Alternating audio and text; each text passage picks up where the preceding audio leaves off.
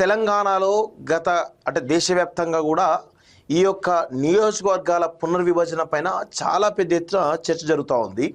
So అటు అసెంబ్లీల పునర్విభజన కావచ్చు, లేదంటే పార్లమెంట్ సంబంధించిన పునర్విభజన కావచ్చు, చాలా పెద్ద ఎత్తున చర్చ జరుగుతోంది. దానికి సంబంధించి కేంద్రం చాలా కీలకమైనటువంటి నిర్ణయం తీసుకోబోతున్నట్టుగా చాలా స్పష్టంగా అర్థమవుతుంది. సో దానికి సంబంధించి ఈరోజు కొంత మాట్లాడే ప్రయత్నించుదాం.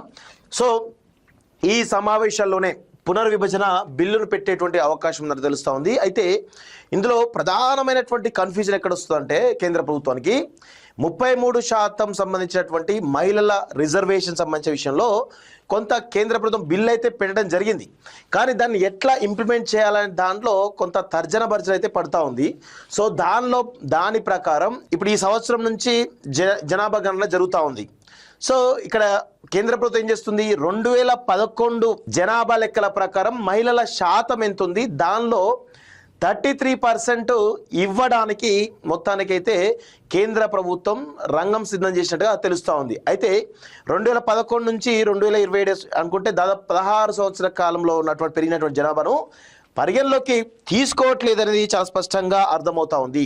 సో అదొకటి మెయిన్ పరిస్థితి కనబడతా ఉంది.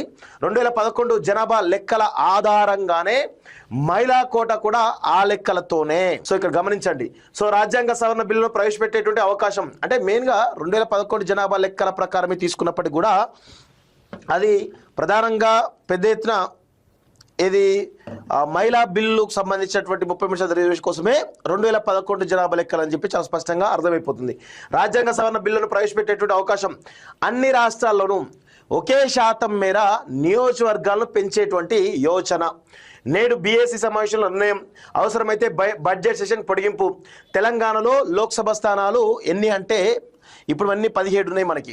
దాదాపు అవి 25 నుంచి 26 పెరిగేటువంటి అవకాశం అయితే ఉంది. అంటే 8 నుంచి 9 పార్లమెంట్ స్థానాలు. సో ఇక్కడ ఒకసారి మనం చూసినట్లయితే తెలంగాణ లోక్సభ స్థానాలు ఏవైతే ఉన్నాయో అవి 17 ఉన్నాయి. సో అవి ఎంత 25 నుంచి 26 దాకా పెరిగేటువంటి అవకాశం ఉంటే దాదాపు 8 నుంచి 9 పార్లమెంట్ స్థానాలు పెరిగేటువంటి అవకాశం అయితే చాలా స్పష్టంగా కనబడతా ఉంది.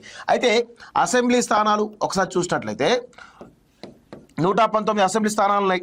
119 అసెంబ్లీ స్థానాలలో చాలా స్పష్టంగా ఇక్కడ ఏం జరుగుతోంది, 178, 179 అంటే పెరిగేటువంటి అవకాశం అయితే కనబడతా ఉంది. సో ఇందులో ఒక్కసారి చూసినట్లయితే దాదాపు 60 స్థానాలు పెరగడానికి అవకాశం ఉంది.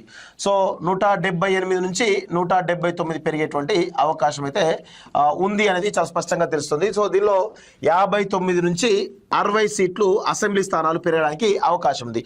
సో దీనిలో మేజర్గా 33% రిజర్వేషన్ అంటే మనం ఒకసారి లెక్కలేసి చూసినట్లయితే 178 వేసుకుందాం. 178లో దాదాపు సో ఇవి ఏవైతే ఉన్నాయో ఇవన్నీ కూడా 100% ఇవన్నీ మహిళా కోట కింద పోయేటువంటి అవకాశం అయితే చాలా స్పష్టంగా కనబడతా ఉంది. సో ఇది జరుగుతున్నటువంటి సినారియో మిత్రులారా. సో 58, 59, 60 లేకపోతే 50 నుంచి 50 పైగానే సీట్లు కొంత మహిళా కోటా కిందనే పోయేటువంటి అవకాశం ఉన్నట్టుగా చాలా స్పష్టంగా అర్థమవుతుంది. సో దీనికోసమే ఈ కసరత్తు అయితే జరుగుతున్నట్టు తెలుస్తూ ఉంది. సో ఇక్కడ చూడండి, ఇది తెలంగాణ సంబంధించిన పత్రిక.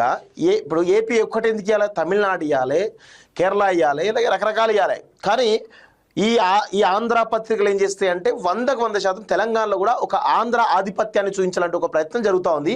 సో దానిలో చూడండి, ఏపీలో లోక్సభ స్థానాలు 37 నుంచి 38 పెరుగుతాయట. అసెంబ్లీ సీట్లు 262 నుంచి 263 పెరిగేటువంటి అవకాశం ఉందనేది చాలా స్పష్టంగా తెలుస్తూ ఉంది. సో ఇట్లా మొత్తానికి అయితే ఆంధ్రాకు సంబంధించినటువంటి విషయాన్ని మన తెలంగాణలో కూడా బలవంతంగా రుద్దేటువంటి ఒక ప్రయత్నం బలంగా జరుగుతూ ఉంది ఆంధ్ర పత్రికల ద్వారా. సో దేశంలో పార్లమెంటు అసెంబ్లీ నియోజకవర్గాల పునర్విభజనను 2011 జనాభా లెక్కల ఆధారంగా జరిపించాలని కేంద్రం నిర్ణయం తీసుకుంది. అలాగే లోక్సభలో రాష్ట్రాల శాసనసభల్లో మహిళలకు 33% కోటా కల్పించేటువంటి మహిళా రిజర్వేషన్ చట్టాన్ని కూడా 33% కోటా మహిళా రిజర్వేషన్ చట్టాన్ని కూడా 2011 జనాభా లెక్కల ఆధారంగా అమలు చేసేందుకు సిద్ధమైనట్లు తెలుస్తోంది. ప్రస్తుత బడ్జెట్ సమావేశంలోనే ఈ మేరకు రాజ్యాంగ సవరణ బిల్లును ప్రవేశపెట్టేటువంటి అవకాశాలున్నాయి.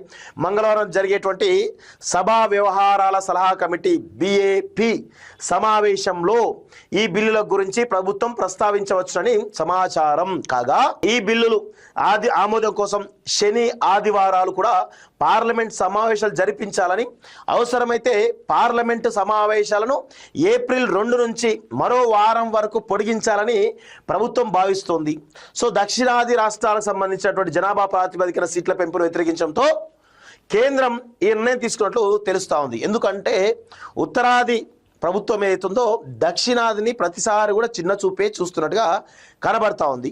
సో దక్షిణాది రాష్ట్రాలు ఏకాభిప్రాయంతో ఈ యొక్క కేంద్రం ఈ పునర్విభజన పైన చేస్తున్నటువంటి కుట్ర, అదేవిధంగా దక్షిణాది పైన చేస్తున్నటువంటి ఒక భారీ కుట్ర ఏదైతుందో దాన్ని ఈ దక్షిణాది రాష్ట్రాలని కూడా ఒక నిర్ణయంతో మొత్తం కంప్లీట్గా వ్యతిరేకించడం తెలుస్తుంది. సో దాంతో కొంత కేంద్రం కూడా ఒక అడుగు వెనకేసింది. తప్పదు కదా ఇక, ఎందుకంటే దక్షిణాది రాష్ట్రాలు మొత్తంగా క్లీన్ స్వీప్ అయిపోతాయి.